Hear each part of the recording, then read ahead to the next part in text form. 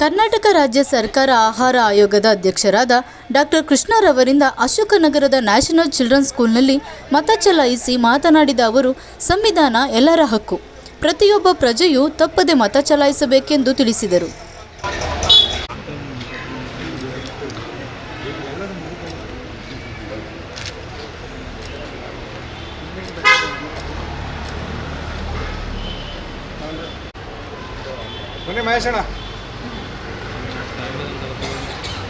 ಬನ್ನಿ ಬೇಗ ಡಾಕ್ಟರ್ ಬಂದಿದ್ದಾರೆ. ಸಂವಿಧಾನ ನಮಗೆ ಕೊಟ್ಟಿರುವಂಥ ಮತದಾನ ಅನ್ನೋ ಹಕ್ಕನ್ನು ನಾವು ಚಲಾಯಿಸಬೇಕು. ಪ್ರಜಾಪ್ರಭುತ್ವದಲ್ಲಿ ಈ ಮತದಾನ ಅನ್ನೋದು ಒಂದು ಹಬ್ಬ ಇದ್ದಾಗೆ. It's A festival of democracy.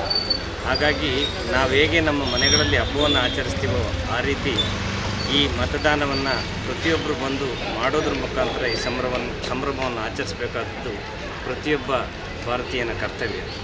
ಹಾಗಾಗಿ ನಾನು ಕರ್ನಾಟಕದ ಸಮಸ್ತ ಜನರಲ್ಲೂ ವಿನಂತಿ ಮಾಡಿಕೊಳ್ಳೋದು, ದಯಮಾಡಿ ಎಲ್ಲರೂ ಬಂದು ಮತಗಟ್ಟೆಗಳಲ್ಲಿ ತಮ್ಮ ಮತಗಟ್ಟೆಗಳಲ್ಲಿ ಮತವನ್ನು ಚಲಾಯಿಸೋದ್ರ ಮುಖಾಂತರ ಈ ಸಂವಿಧಾನಯುಕ್ತವಾದ ಹಕ್ಕನ್ನು ಚಲಾಯಿಸಿ ಮತದಾನ ಮಾಡಬೇಕು ಅಂತ ಎಲ್ಲರಲ್ಲೂ ನಾನು ಕೇಳ್ಕೊತೀನಿ.